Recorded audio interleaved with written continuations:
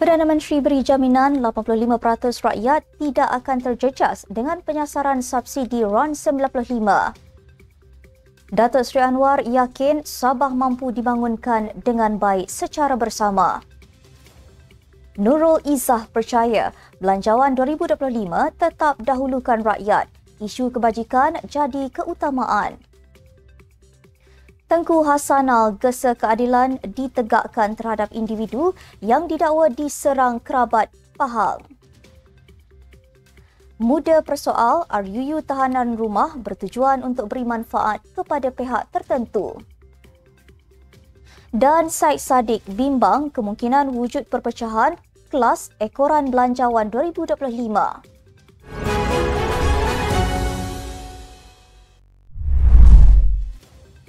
Bismillahirrahmanirrahim. Assalamualaikum dan salam Malaysia Madani. Bersama saya Asma Ismail dalam Nextstep News edisi pagi. Jangan lupa ikuti kami di semua platform Nextstep Malaysia.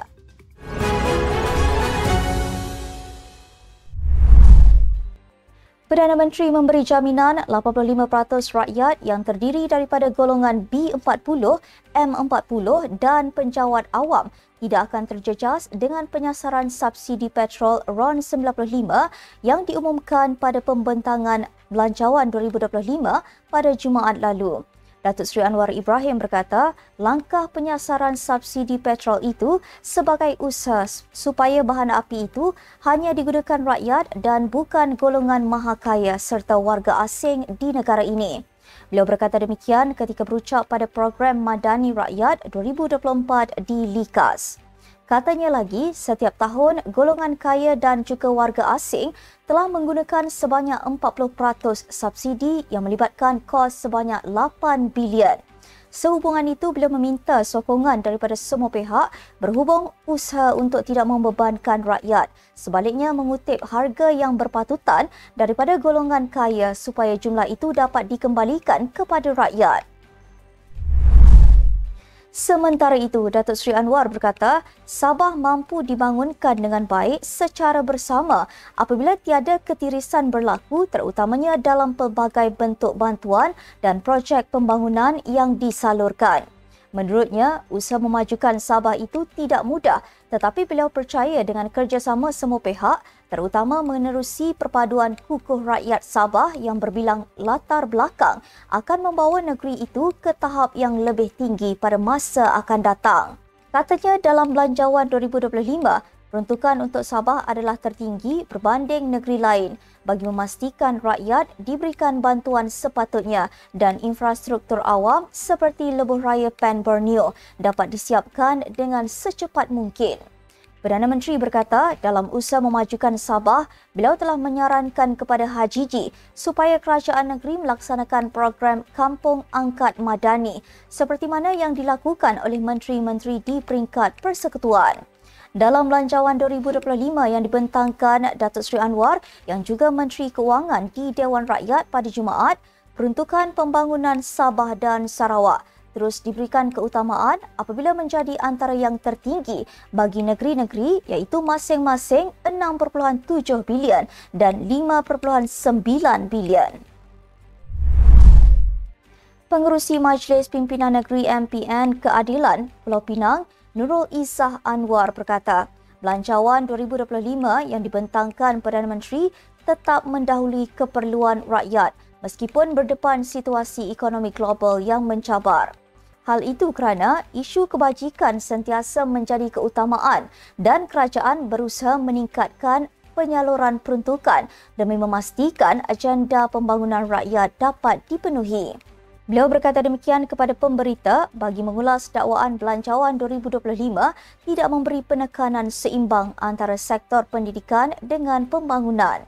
Di samping itu, beliau berkata penekanan turut diberikan kepada peningkatan kualiti pendidikan terutama dalam bidang sains, teknologi, kejuruteraan dan matematik supaya dapat melahirkan pelajar yang bukan sahaja lulus tetapi cemerlang serta berdaya saing. Selain pendidikan, Nurul Izzah yang juga naib Presiden PKR berkata sektor kesihatan turut menjadi keutamaan kerajaan dengan mempertingkatkan perbelanjaan bukan sahaja dari segi rawatan tetapi juga pencegahan termasuk cadangan menaikkan cukai gula sebagai langkah pencegahan terhadap masalah kesihatan awam. Belanjawan 2025 yang diumumkan pada Jumaat menyaksikan kerajaan telah memperuntukkan sejumlah 421.0 bilion atau 20.2% daripada keluaran dalam negeri kasar KDNK, peningkatan 3.3% daripada 407.5 bilion yang diperuntukkan dalam belanjawan 2024 yang disemak semula. Tengku Mahkota Pahang Tengku Hassanal Ibrahim Alam Shah menggesa keadilan ditegakkan untuk alias Awang, iaitu pekerja pembinaan yang didakwa diserang oleh kerabat negeri itu. Menerusi laporan Malaysia Kini, baginda bertitah demikian di laman sosialnya diikuti dengan beberapa hantaran yang juga berkaitan soal keadilan. Tengku Hassanal mengulas laporan portal itu berhubung kekecewaan individu itu yang mendakwa belum ada tindakan daripada pihak berkuasa walaupun kes itu mengundang perhatian ramai. Terdahulu alias mendakwa serangan ke atasnya berlaku di sebuah kandang kuda di Kuantan pada Jun lalu. Bapa kepada 8 anak itu mendakwa dia dihubungi oleh seorang individu yang dipercayai orang suruhan anak kerabat berkenaan untuk bertemu dengannya di sana. Dakwaannya, dia kemudian diserang oleh kira-kira 20 orang termasuk anak seorang tengku yang melepaskan tembakan ke arah kakinya namun tersasar. Rang Undang-Undang RUU Tahanan Rumah yang dimasukkan dalam ucapan belanjawan 2025 menjadi persoalan buat Parti Ikatan Demokratik Malaysia Muda dan adakah ia bertujuan untuk memberi manfaat kepada pihak tertentu. Menurut ahli jawatan kuasa eksekutif pusat parti itu, Dobby Chew, undang-undang sebegini tidak sesuai untuk diterapkan kepada mereka yang melakukan jenayah berat. Chew berkata, walaupun kerajaan mungkin cuba menyelesaikan masalah kesesakan penjara, Putrajaya perlu telus dalam proses merangka rang undang-undang itu. Ia bagi memastikan syarat-syarat untuk pesalah menjalani tahanan rumah adalah ketat. Terdahulu, kerajaan menyatakan hasrat untuk merangka undang-undang baru yang membolehkan tahanan rumah sebagai hukuman alternatif bagi kesalahan tertentu. Ahli Parlimen Pasir Gudang itu menyoal jika ia persiapan awal untuk membina persetujuan awam supaya meminda undang-undang untuk meringankan hukuman bagi golongan elit tertentu.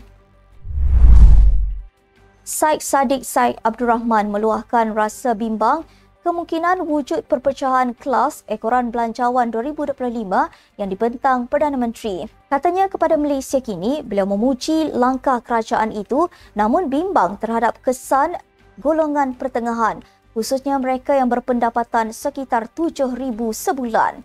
Katanya, mengikut belanjawan, kerajaan mengumumkan bahawa 15% teratas T15 rakyat Malaysia tidak lagi menerima subsidi untuk petrol, pendidikan dan penjagaan kesihatan, tetapi apakah maksud 15% teratas?